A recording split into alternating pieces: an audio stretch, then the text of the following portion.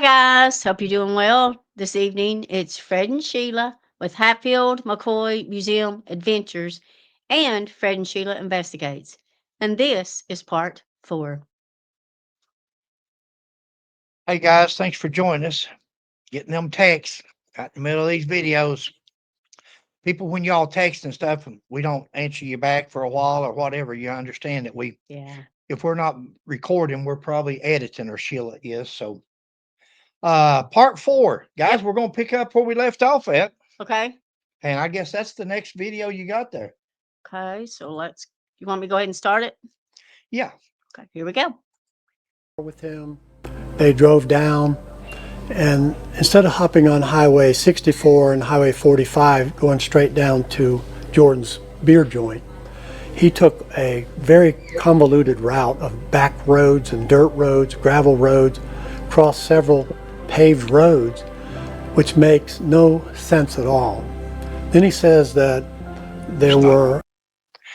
Makes no sense at all, guys. He took back roads. Convoluted roads. No sense at all to go that way. Well, that's the way that he was told to go. Exactly. If Mr. Baldwin here was a police officer and dispatch told him to go to Winn-Dixie, would he go to Kroger's? Exactly. If they told him they had a complaint on 3rd Street, would he go to 7th Street? Good question. It's common sense. He's sitting there on a video speaking stuff into history that's what Mike Elam has done for years. They've sat there and listened, and whatever they've said, they've taken it as gold, as the truth. It's a shame that when people do trust in you, that you would manipulate them, or like Mike Elam says, Illusionary truth. illusionary truth. Tell somebody something enough till they believe it. He's telling you, why wouldn't he go down to 45? Why would he take these country roads? Why would he? Well, the complaint that Buford received was to come down New Hope Road. If you don't find something on New Hope Road, come on down to Jordan's. Hollis Jordan's. Go ahead, babe. So let's just say the roles were switched. And that was him instead of Buford there. And he got the call and said, Yeah, come down New Hope. Would he go down, what do you say, 45? He probably would, babe. Instead of going to New Hope? This guy right here, if this was naval, if this was Coast Guard intelligence, if this was 35 long, I'm sorry. Okay. I don't know what he would do. I don't know why I'm just saying. Why you're pointing people in this direction when the evidence, it's never been disputed. PD Plunk in the very next, please, I know we've showed that article, but this is a new video, so post it so they, in case somebody's just watching this one, right, and they haven't seen the other ones. PD Plunk told what the call was, and Carl had got the first call at 4:00, and then they called back. Mm-hmm. Well, Mr. Carl wasn't going to disturb him because he knew they were going on vacation. Why would they go down 45 when the complaint said come down New Hope Road? Right. If you don't find something, then go down to Hollis Jordan's. The time that he left his house, none of that was recorded by him, which is another red flag. When someone's giving you a witness statement and not... Okay. Do you want to listen to the other one? Well, I don't. That was at the end of that one. Who said he got dispatched? Mm-hmm. No one said. I was just spoken in the history. Buford didn't get dispatched nowhere. Buford received a call at home after Carl didn't wake him at 4. They called back at 5. That's why Pauline went with him. It was already almost daylight. It was getting daylight when she went. So she might as well get up anyway. The bags were packed to go on vacation. Carl would later say that the call came into him at 4:00, but he didn't wake Buford. Whatever Mr. Elam says, Mr. Baldwin says, sometimes guys don't take what people says for fact. We were talking about where he went out on Highway 45. Why he took New Hope Road instead of 45? Why wouldn't he? That's where he was told. So I'll play you the next one here. So they go down these roads. Now, My question is, how do these assailants know he's going to come down this? Stop. Because they called it in. Because they called and told him. Go ahead. Oh, they called and told him, so they already had everything in place. All they had to do was wait for him to come that way. Or how about Dennis Hathcock? Yeah. It's funny how they want to use things that they want to use and say, Dennis followed him around all night. Dennis said he went to his girlfriend's. Dennis said he went here. Dennis said he went there. But yet, he comes up here on this and he says, how'd they know? How'd they know he was going to go that way? Well, first of all, they told him to. Second of all, Dennis, if the truth is ever known, if Dennis will ever come clean and actually tell the truth and what he was doing there and what part he played in this, he can explain a whole lot and he's probably the only living witness, except maybe Nick's, but Dennis is probably the only, or maybe Ricky knows something about it, Ricky Plunk. But Dennis is the person, if a person could get the truth out of Dennis, that guy would be of knowledge, but I don't know. We'll see. But go ahead. I mean, to me, we've discussed this before. They called it in, and then if somebody was following them, they had to have CB radios, walkie-talkies, something saying, he's here, he's there. Again, and you're they right. know exactly step by step where he was at. Back during that time, CB radios was a big thing. 60s and 70s, CB radios for truckers. They very well could have had CB radio. He says Buford said they come out from behind the church. That's always been a rumor. That's always been speculation that, well, maybe they could have come out from behind the church, but there's also a intersection there that they could have came in on. Again, they could have followed him all the way out. I think we checked one time, Sheila and I did, and it got daybreak. Google daybreak on August the 12th, 1967. I believe you're going to find that it says 5:11 a.m. So the sun, it was breaking daylight at 5:11 in the morning. So sun's coming up on the horizon. You could follow another car very easily down the road without your headlights on. Sure. If Dennis Hathcock has followed him around all night long, if what he's saying is true, exactly. If Dennis has followed Buford around all night long till he went in at 2:00 in the morning, then, and Dennis and Buford didn't notice him or see him, then what would make you think that he couldn't follow him from his house back to New Hope without being noticed? Exactly. I agree. Go ahead. See what he's got to say. These convoluted zigzag back dirt roads. To me, if you're going to pull an ambush on somebody, you'd be out on 64 highway, or you'd be waiting at his house when he walked out the. Guys, that's why it's hard for me to believe. I ain't saying it can't be true, but in my opinion, it's hard for me to believe that this man was ever a real working road detective or deputy, and he thinks it's silly.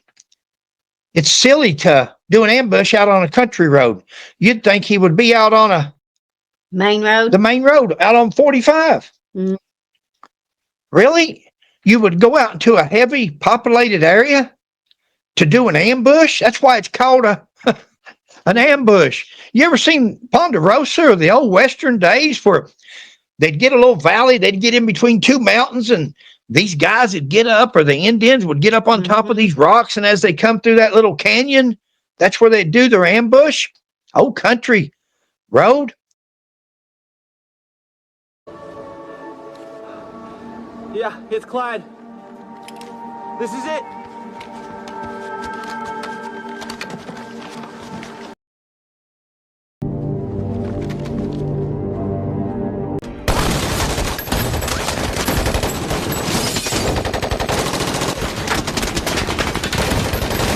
Be the perfect place.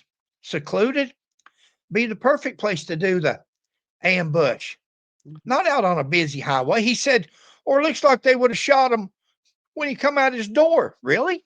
Yeah, that'd be a good place there. Baldwin, that'd be an excellent place to shoot Buford Pusser, right there in the middle of town. Buford Pusser lives 3 blocks from the police department, a block from the big water tower, Neighbors would turn on their lights and come and look to see what was what. You got police everywhere, babe. You had police. You had a Too many regular eyes. you had a regular working police department.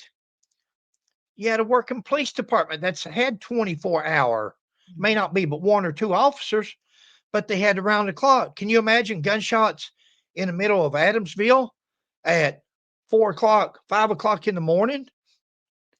And like you said, besides the neighbors, what's Lucky? Lucky was his neighbor. Lucky Sweat. Mhm. That's a friend of ours. He was a neighbor of Buford's for years. You think Lucky wanting to come running? People would have come out of their houses or homes to see what was Baldwin going does on. not make That doesn't it make doesn't sense. make sense to That one say doesn't. that why would they plan an ambush out on a country road rather than on a well-traveled busy highway? Wow. Laughable, guys. Go ahead, Sheila. Front door. Okay, that was the end of that one. Okay, go to the next one. Or down at the beer club, the joint, no one who would know that he was taking all these back roads. It doesn't make any sense. The people who called it in would know. They're the ones that did it. Show PD Plunk statement here once again. I Okay. know we've shown that a lot, but Okay. you can show it while we're talking or whatever because it's self-explanatory. And that was 1967. That was when it happened, not 2025 when Mr. Baldwin's speaking it in the history. Yeah, this doesn't make sense. Who would have known? Dennis Hathcock would have known.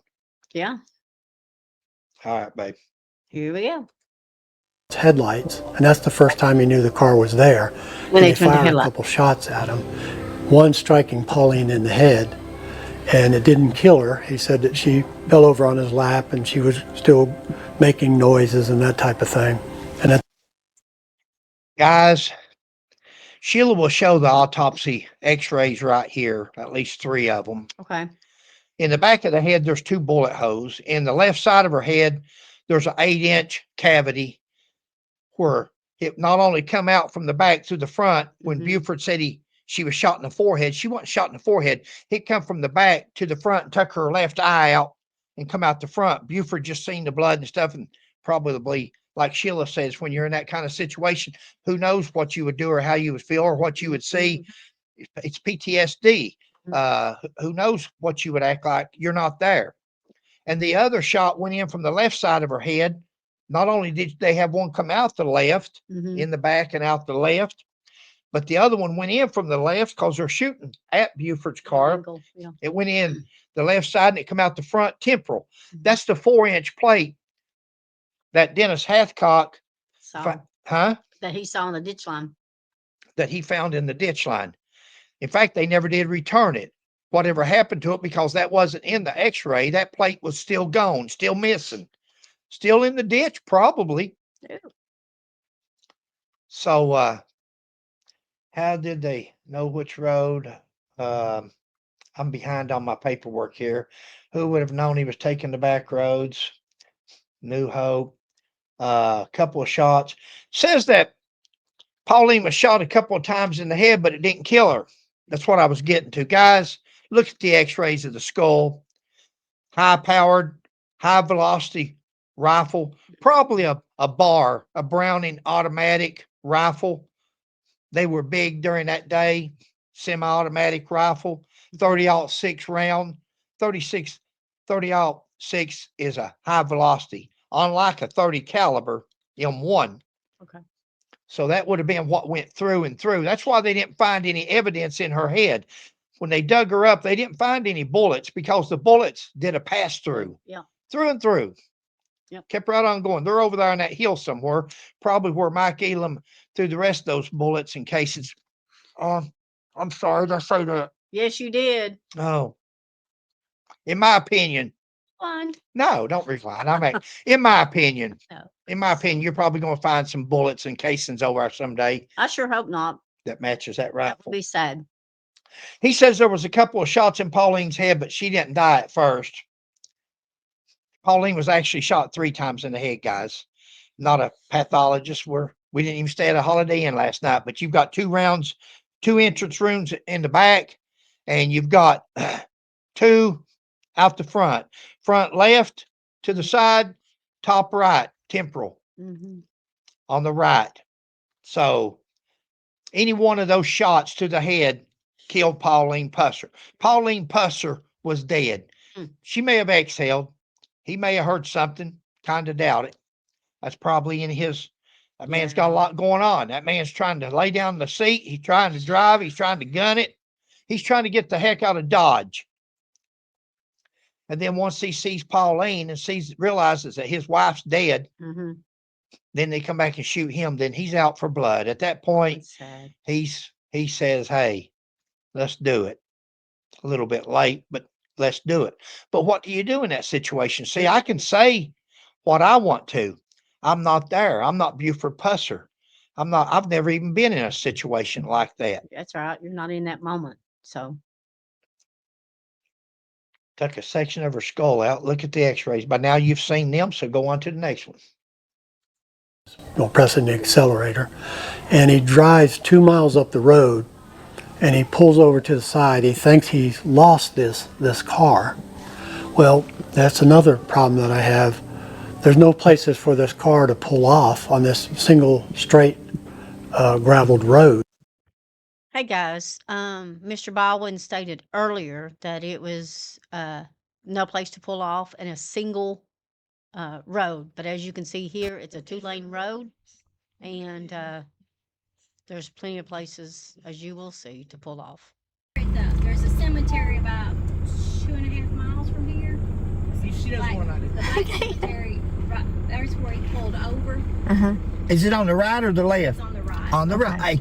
And just travel along with us. This is on one of mine and Sheila's video. I think it's the one that says "Welcome to Adamsville" or something like that. But we go to the first ambush site. Then we seen these two ladies walking, and we were asking them what happened to the sign.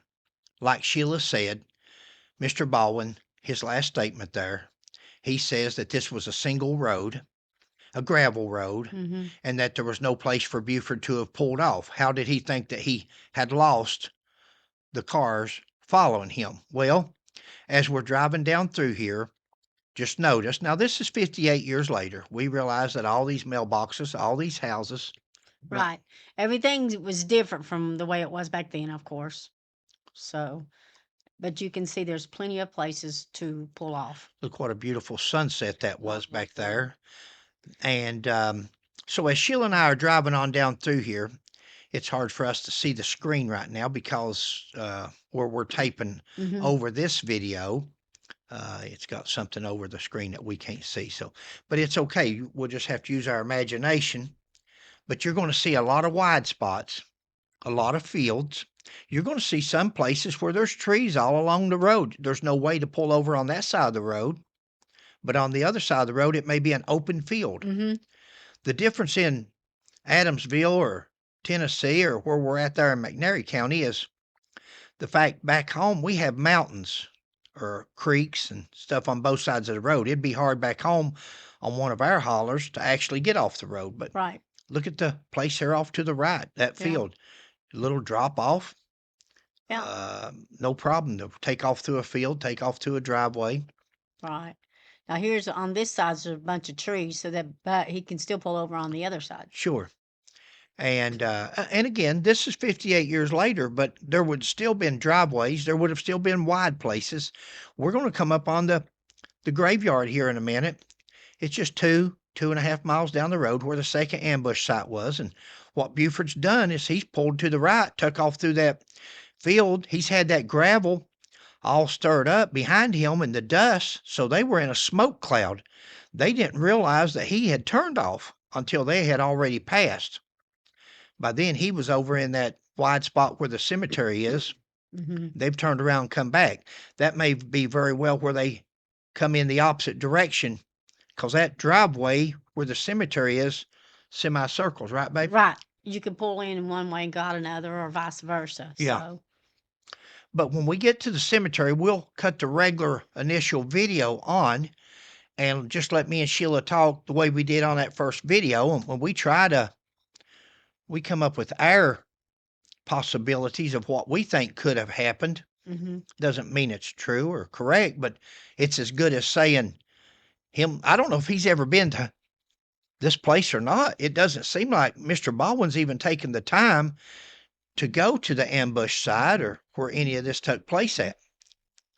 And we will stop it here in a second, or at least kick the sound off where, It can start. yeah, you can listen to the original sound. In fact, just enjoy the view, and we'll pick you up here in a second.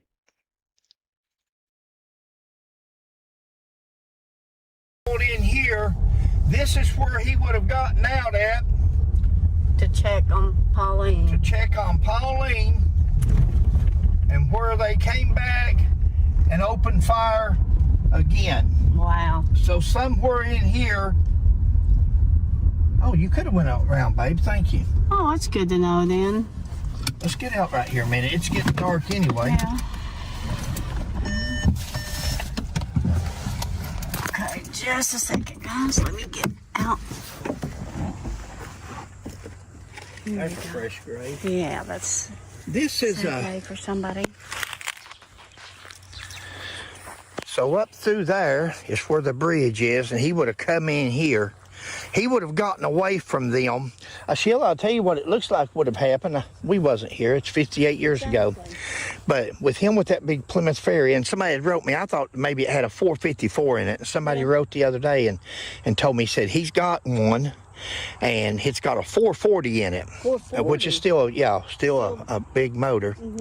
And if Buford was coming down through there flying to get away, and he might have took off in here real fast and turned his lights off or anything to get away from them, and then they may have went on by thinking that Buford and them. Go ahead. Didn't him follow them?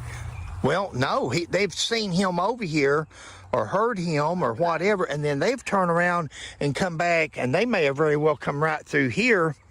And when they shot the second time. Wow. Beautiful cemetery, ain't it? No place for a car to pull off, guys. All up and down New Hope Road. You can Google map it if you've never been there. Google map it. You can follow the road right down through there and see. That's been 58 years ago. But when you see those fences up and stuff, 58 years ago, they may not have been a fence there. That's 58 years ago. Even if there was a fence, I believe I'd go through a fence if I was trying to get away from somebody. Exactly. But go back and watch. Sheila may play just this one little clip when we went there. We evaluated it. We don't know much. We're not anybody, but we looked at it. 2 miles down the road, he pulls in at that cemetery. Why? No place to pull off, he says. I don't know if Mr. Baldwin's ever been there or not. I know Elam does a bus tour. Is Baldwin writing books and he's not even been to this area? Because it certainly doesn't sound like it. Because it's nothing like what Sheila and I seen. He said there's no place to pull off. Well, Sheila and I, right after we passed the bridge, a half a mile up the road, we stopped and talked to two women coming out of their driveway, another little road, a lane. Road, yeah. We're talking to them about the sign. We go on down, we stop at the church, pull in there at the graveyard. And talk about how Buford probably pulled through here and the other car with all the gravel, all the dust. They didn't even see him pull off. They took on off down through there till they figured out he wasn't in front of them no more. And then they turned around and come back. He says, I have a problem with that because there's no place for him to pull over. Well, that's another problem that I have. There's no places for this car to pull off on this single straight graveled road. So why would you expect that you've lost him? You know, he's already shot at you. He's right behind you. So he says he puts 1 foot out. He's going to check on Pauline. He puts 1 foot out of the car. And now he says the car pulls up with its headlights on. Now it's still dark. You know, he's got mirrors in his car. He's just been shot at. He hasn't yet. Where's he getting this at, guys? Yeah. When did he talk to Buford? When did he talk to Buford? Because, see, I've never heard Buford say none of this. Now, there's a typewritten from a typewriter or typewriter font that's out there, a 3-page, no letterhead, no signatures, no witnesses, no date. Is that where he's getting this from? Who said that was Buford Pusser's statement? Mike Elam? Warren Jones? The file's been lost since 1976. What? We lost the whole file, but we can't. I know that's yours. Sheila's one told me they're not always talking. She said, how'd they lose the whole file and kept Moffat's and Statements. Yeah. statements and All these- Buford statements? They Yeah. didn't. These are not their statements, guys. These are things that somebody wrote up later on after they lost the file to try to make a synopsis, try to make some sense of it, to try to act like a narrative. Well, And he's falling right into it. Go ahead. he said single.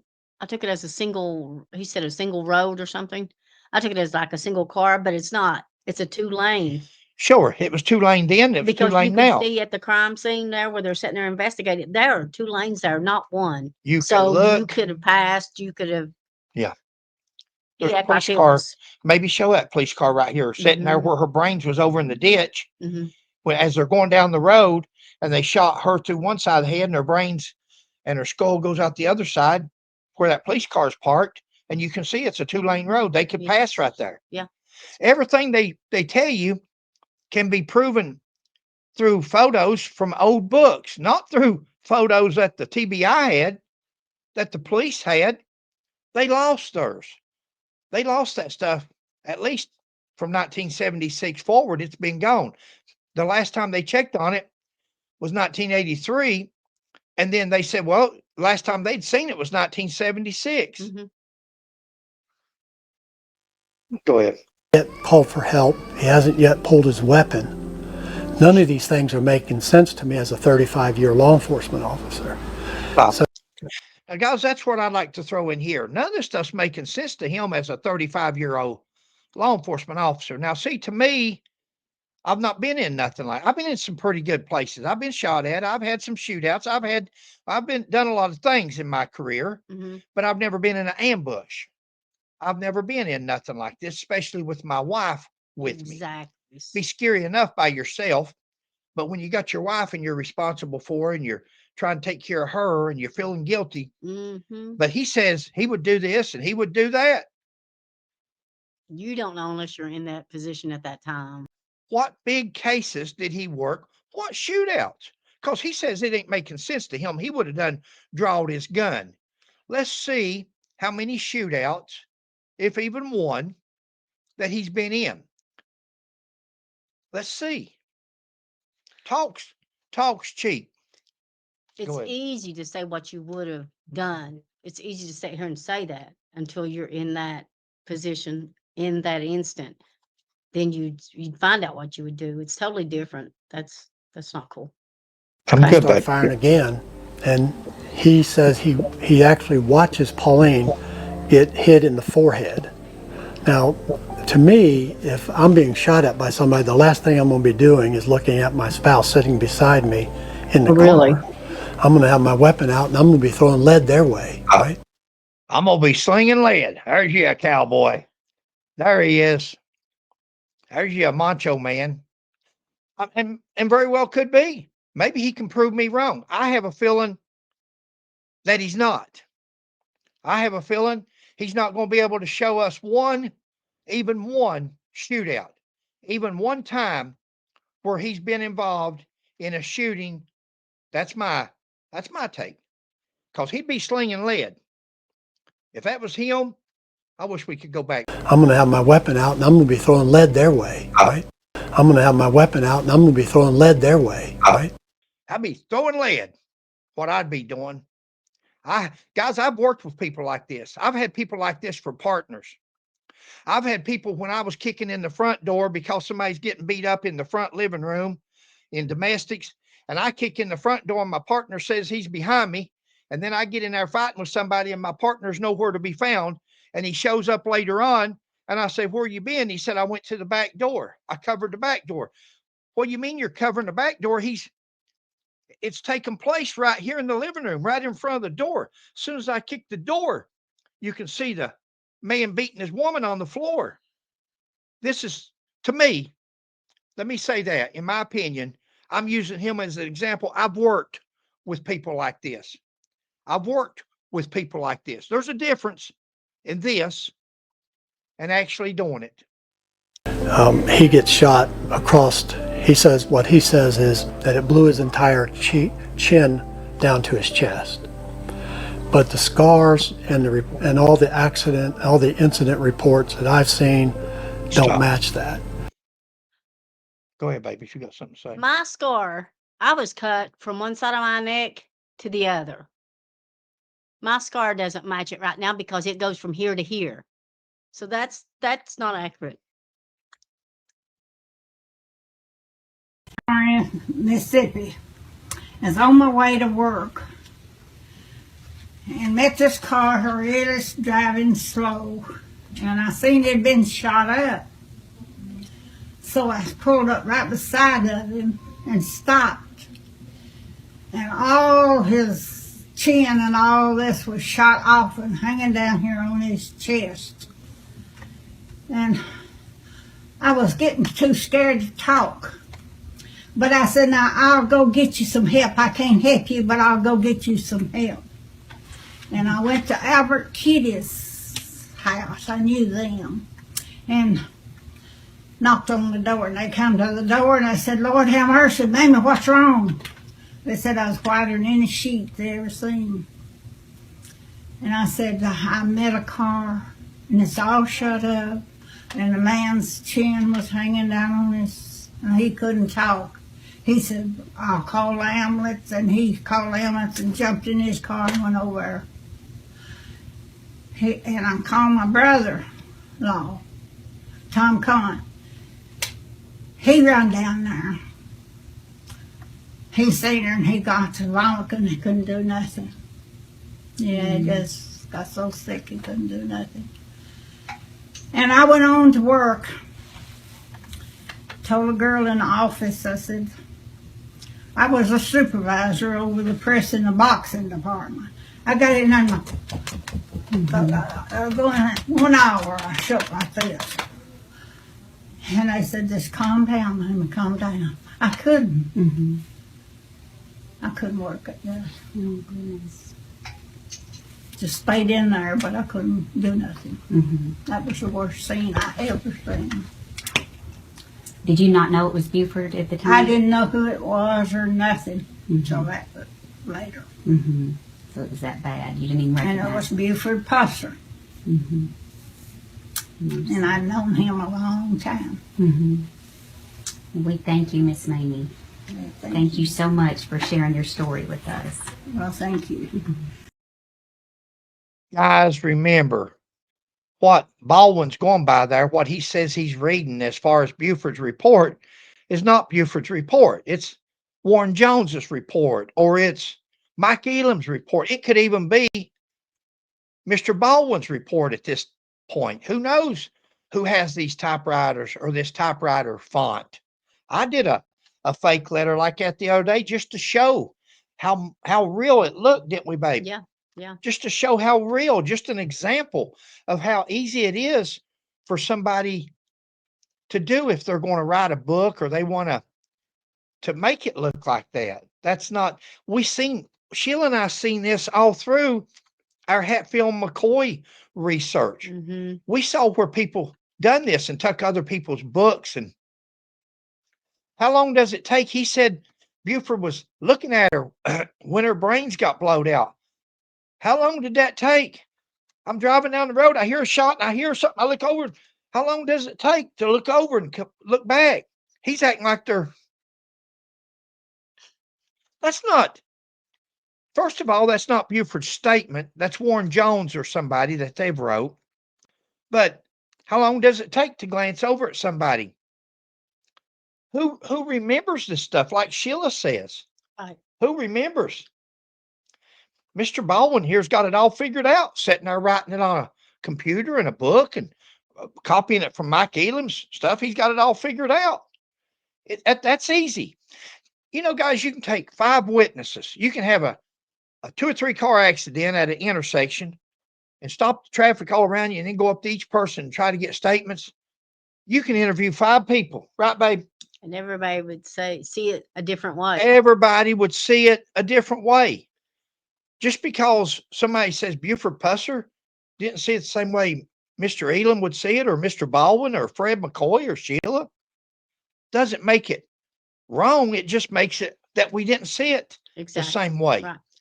And especially if we're not there. It's easy to sit here and write books, go down the road driving a car, and all of a sudden let all heck break loose and people shooting at you, trying to kill you, and actually do kill your wife. Let's let that happen to see. Baldwin knows all about it. He knows all about the most traumatic experience in Buford and Pauline's life. But Mr. Baldwin here, he knows all about it. Let's not forget, Buford doesn't have a statement. I don't know how many times we can say that. When he says, I'm reading Buford's statement and Buford said this and Buford said that, that's a lie. Buford didn't say none of this. Warren Jones's account, maybe even Mike Elam's. Buford said he blew his chin down to his chest. All the incident reports I've seen, where they at? Where's all the incident reports that you've seen, Mr. Baldwin? Where they at? Because the files have been missing since 1976. What incident reports did you see, sir? He stated he's been researching since 2016. Mm-hmm. Where did he find these incident reports?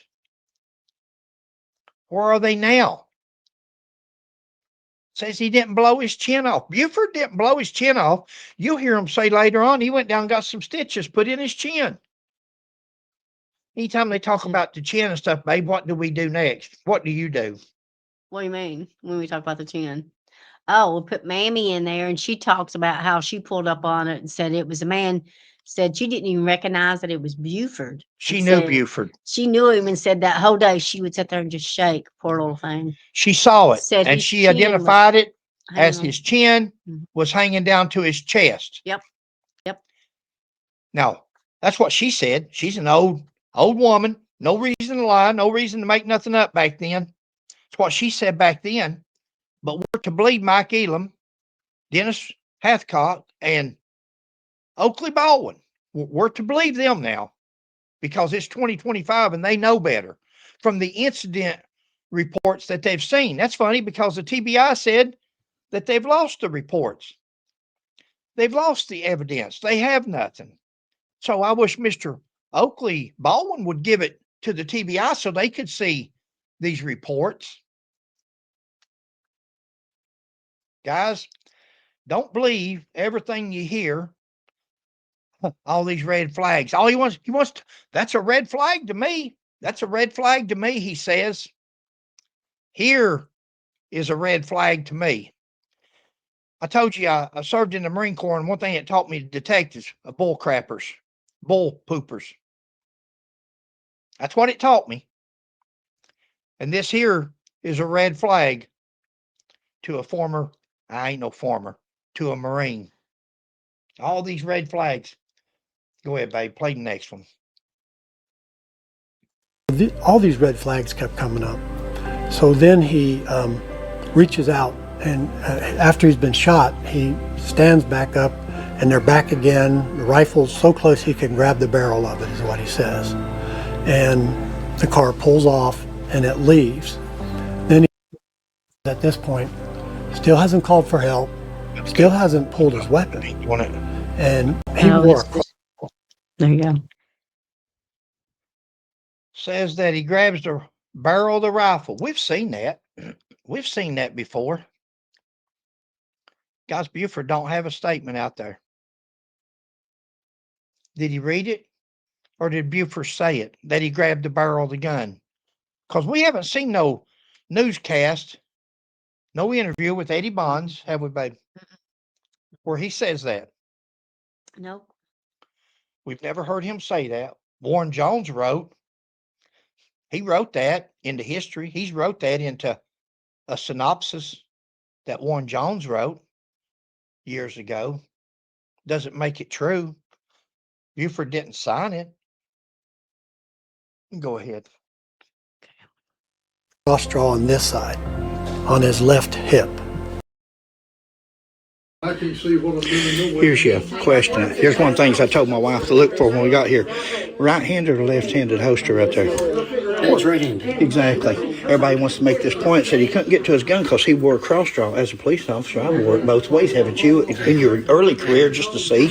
There's your right-handed holster that he would have had on. So things like that is that's proof.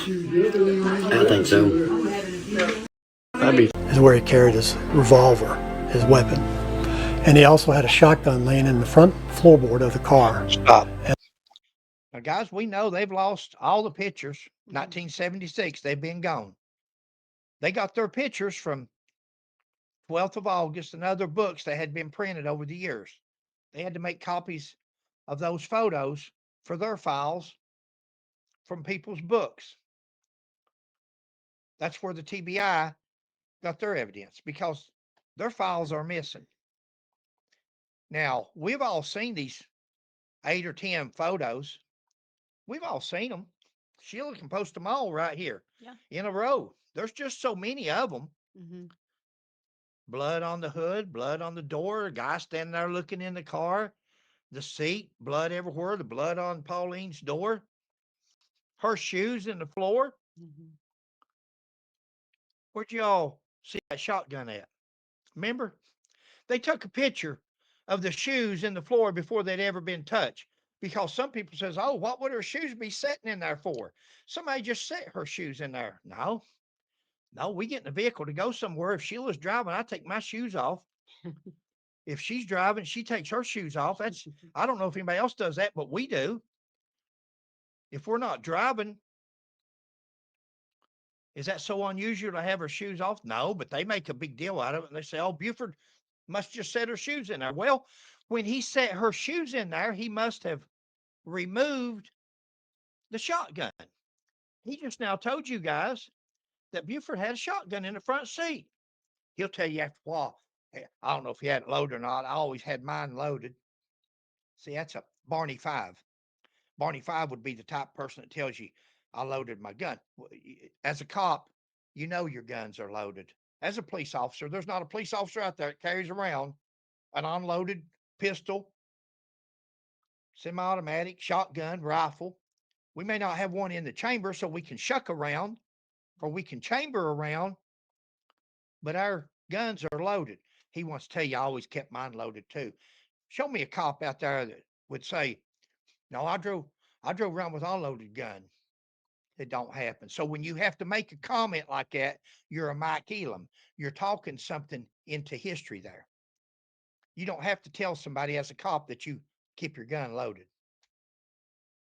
He says there was a shotgun in the front floorboard.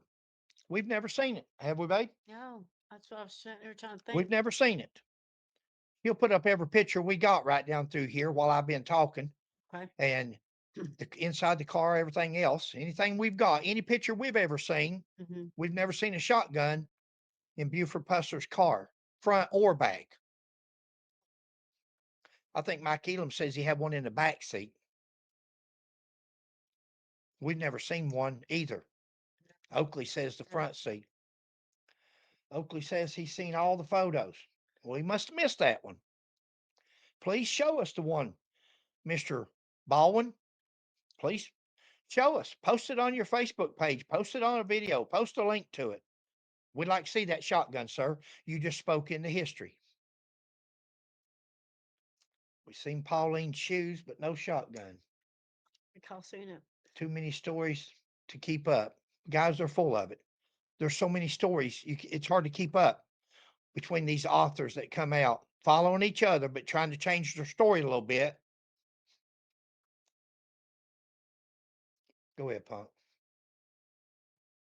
And I'm assuming it was loaded. I always kept mine loaded in my vehicle also. Okay, Barney. I feel you. You're right. Go So ahead. now I'm thinking when I'm reading these stories that I'm digging through Stop. the Now I'm thinking when I'm reading these Stories. stories. Caught that. Now I'm thinking when I'm reading these stories. Stories? You're talking about like Mike Elam, Dennis Hathcock. You're talking stories. As a 35-year career police officer, you're reading a story instead of looking at evidence. He didn't say reading statements, reading reports, reading files, reading. When I'm reading these stories, he's reading what somebody else has written into history. And then he writes a story on top of that off of theirs. That's what he's doing. Same way they did in the Hatfield McCoy feud. Go ahead, Punk. Research and investigating, I'm starting to think of hero syndrome with this guy. And that's when a police officer hollers for backup and help, that he'll let off a few rounds of his weapon, and sometimes they possibly will wound themselves. And it's sort of a hero syndrome. Or a fireman going to a building out in the middle of nowhere and setting it on fire so he can be the hero because he's called it in, he drove by and saw it, and he put out the fire. You know, the same thing. And there's actually been nurses who have made people very sick and then saved them right before they died, and they get caught, you know. So you have that type of heroes complex. Now, guys, that's interesting to me. I heard the firefighter and the cop the other night, but I didn't. Nurse. A nurse makes somebody very sick, and then right before they die, they save their life so they can be a hero. Now, if I'm not, I could be mistaken, but I'm thinking at the beginning of the video, he said that his wife was a nurse. I'll tell you what I'd like to see besides his credentials is I'd like to see the stories that he's referring to. He says there's stories out there where nurses has done that, got people sick and then saved their lives before they died so they could be a hero. I'd like to see those stories. I'd like to see those names where a person could confirm that there's actually stories out there like that somebody actually did that. I've seen stories where nurses has overdosed people and killed people and then done different things in life, even angel of death or whatever they were called. Mm-hmm. But this is the first time I've heard about, I've heard firefighters. I've arrested firefighters that started a fire and then call it in and act like they was the hero and then find out they was the arsonist. And we know there's cops that does that. He's exactly right. That ain't hard. You don't take a 35-year cop to watch the news and see what happens. I've got some of them on Fred McCoy 4-0. I've got some of those cops on there that had shootouts, imaginary shootouts, and act like they're a hero and they got caught up in it. But I haven't heard this nurse stories. Now that's interesting to me, and I'll tell you why. Mr. Baldwin here doesn't mind at all going after Buford Pusser and his reputation. He doesn't even mind going after Pauline and alleging that she had an illegitimate child and tried to act like it was her husband's. He doesn't even mind doing that. Now, my question here is, if his wife is a nurse and him saying this, it raises my curiosity. I'm certainly not alleging or anything that his wife's done, but I would like to see the stories that he's talking about with some names of these nurses that's actually done that. Where did he come up with this at? This ain't something you just make up out of the blue. Either he's actually seen stories where nurses have done this and got some evidence to it, or he's got some personal knowledge of this happening. I'd like to know if his wife's ever won any awards. Has his wife, in all the years that she's been a nurse, if that's what she is, and I'm thinking that's what he said. If I know it's what he says because he says that the nose broken, his wife's a nurse. That's where I heard that at. And his wife says that that's associated with a domestic, a broke nose. So his wife, I heard him say, is a nurse. Has his wife ever received any awards from the hospitals she's ever worked at for saving people's lives that were on the verge of dying? I don't know that. I'm asking a simple question. He has no problem asking questions of Buford Pusser. It's the same. It's the same thing. It's the way that Mr. Davison, Mr. Roush, Mr. Elam, and Mr. Baldwin, that's the way they've pointed things in the direction nowadays. That's what they've changed the way cases are investigated. I still like to go with evidence. And my evidence would be I want to know what nurses, I don't want to beat a dead horse here. I hope you guys are catching. Maybe I'm reading into this. Maybe I'm reading into it. But he mentioned police and fire. And all the years that I was a cop, I've never heard this on nurses saving their lives. I've heard angels of death. I've heard where they killed people. They didn't want to see people suffer. They didn't want to, Dr. Dvorkin, Gavorkian, what his name was. But I've never heard a story where somebody says that a nurse would get people to the verge of dying and then save their lives so they could be a hero. And Mr. Baldwin, I'm going to stick with this story. This would be one I want to know, sir. Please guide us in the direction of the news media that has covered these stories.